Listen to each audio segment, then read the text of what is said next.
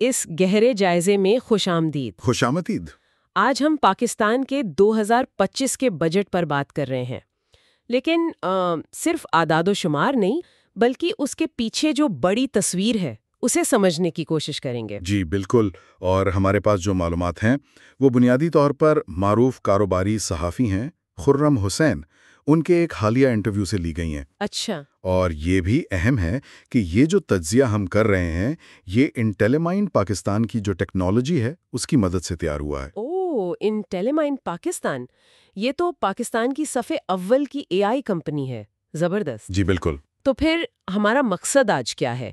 اس budget کو سمجھنا، جسے تجزیہ کار نے بڑا دلچسپ نام دیا ہے ایلیفینٹائن میڈیوکریٹی، ہاتھی جیسی جسامت مگر معمولی کارکردگی۔ بالکل۔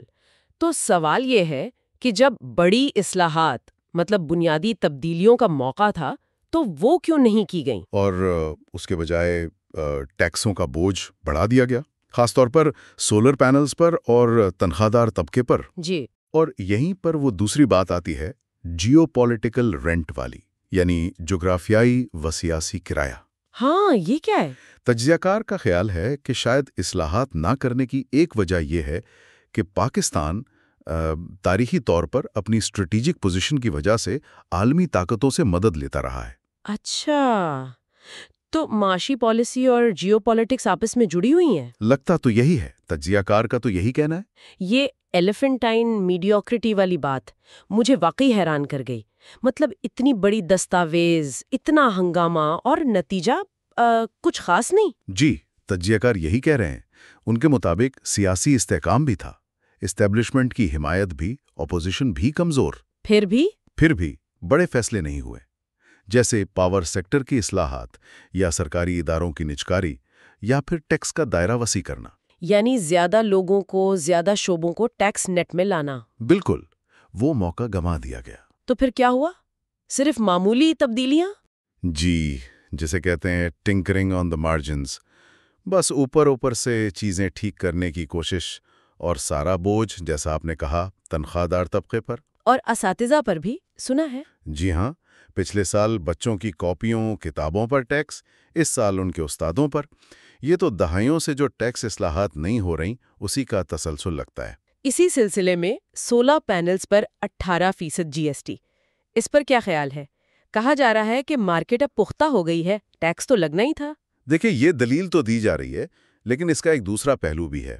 خدشہ یہ ہے کہ اس سے وہ لوگ متاثر ہوں گے جو قومی گرڈ کی مہنگی یا ناقابل اعتبار بجلی سے بچنے کے لیے سولر پر جا رہے تھے، یعنی غریب یا متوسط طبقہ۔ زیادہ تر وہی۔ تجزیہ کار کا کہنا ہے کہ آف گرڈ سولر اکثر وہیں لگتا ہے جہاں گرڈ یا تو ہے نہیں یا بجلی آتی جاتی رہتی ہے۔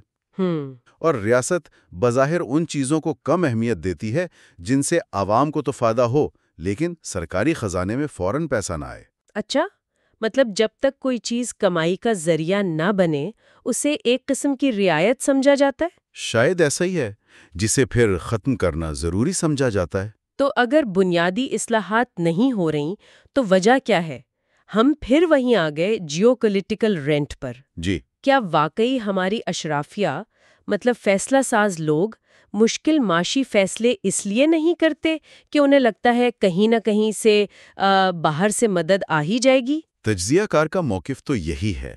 وہ کہتے ہیں کہ پاکستانی ریاست یا اس کے فیصلہ ساز معاشی مینجمنٹ میں اتنے اچھے نہیں ہیں، اچھا، جتنے وہ جیو پولیٹیکل بیلنسنگ میں یا سیکیورٹی چیلنجز سے نمٹنے میں ماہر ہیں۔ جیسے ابھی ایران کے ساتھ تھوڑی کشیدگی ہوئی تھی، اسے سنبھال لیا۔ تو یہ مہارت ماضی میں کام آتی رہی ہے عالمی طاقتوں سے کرایہ لینے میں؟ بالکل، تجزیہ کار کے مطابق اسی مہارت کی بنیاد پر مدد ملتی رہی ہے۔ تو اس کا مطلب یہ ہوا کہ چونکہ ریاست کو لگتا ہے کہ وہ اپنی اسٹریٹجک پوزیشن کی وجہ سے مدد لے سکتی ہے، جی، کہ بجلی کے نظام کو بدلنے کی وہ شدید ضرورت محسوس نہیں ہوتی۔ تجزیہ کار کے مطابق بات کچھ ایسی ہی ہے۔ ایک سوچ ہے کہ جیسے تیسے گزارا ہو جائے گا اور پھر کوئی نہ کوئی عالمی صورتحال ایسی بنے گی کہ پاکستان اہم ہو جائے گا اور مدد مل جائے گی۔ اوہ! خرمہ حسین تو یہاں تک کہہ رہے ہیں کہ شاید یہ بنیادی اصلاحات کبھی ہوں گی ہی نہیں۔ واقعی؟ جی، کیونکہ جو اقتدار پر قابض طبقات ہیں، فوجی، سیاسی، بیوروکریسی، انہوں نے کبھی حقیقی طور پر ان اصلاحات کی ضرورت کو محسوس ہی نہیں کیا۔ تو اگر ہم آج کی بات چیت کا خلاصہ کریں، بجٹ 2025 کو ایک بڑا موقع گنوایا ہوا سمجھا جا رہا ہے۔ جی، بڑی معاشی تبدیلی کا موقع۔ ٹیکس کا بوجھ بڑا ہے، خاص طور پر تنخواہ دار طبقے اور سولر استعمال کرنے والوں پر۔ صحیح۔ اور اس سب کے پیچھے ایک گہری وجہ شاید پاکستان کا جیو پولیٹیکل رینٹ پر انحصار ہے۔ جس کی وجہ سے مشکل فیصلے ٹال دیے جاتے ہیں۔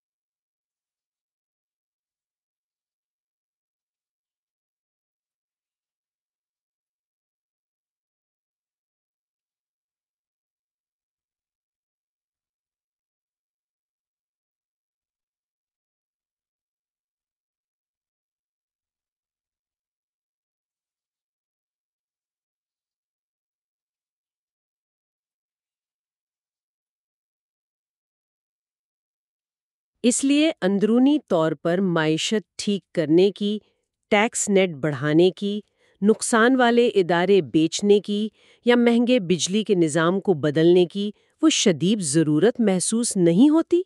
تجزیہ کار کے مطابق بات کچھ ایسی ہی ہے۔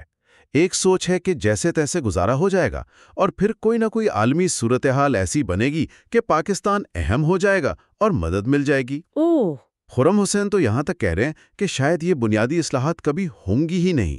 واقعی؟ جی، کیونکہ جو اقتدار پر قابض طبقات ہیں، فوجی، سیاسی، بیوروکریسی، انہوں نے کبھی حقیقی طور پر ان اصلاحات کی ضرورت کو محسوس ہی نہیں کیا۔ تو اگر ہم آج کی بات چیت کا خلاصہ کریں، بجٹ 2025 کو ایک بڑا موقع گنوایا ہوا سمجھا جا رہا ہے۔ جی، بڑی معاشی تبدیلی کا موقع۔ ٹیکس کا بوجھ بڑا ہے، خاص طور پر تنخواہ دار طبقے اور سولر استعمال کرنے والوں پر۔ صحیح۔ اور اس سب کے پیچھے ایک گہری وجہ اور یہ تضاد بھی بڑا دلچسپ ہے کہ ریاست معاشی محاذ پر شاید اتنی مضبوط نہیں، جی، لیکن جیو پالیٹکس اور سیکیورٹی میں اپنی مہارت سے اس کمزوری کو کسی حد تک چھپا لیتی ہے یا اس کا اثر کم کر دیتی ہے۔ بالکل، اور یوں وہ کرائے کا سلسلہ چلتا رہتا ہے۔ یہ ساری صورتحال ایک بنیادی سوال کی طرف لے جاتی ہے۔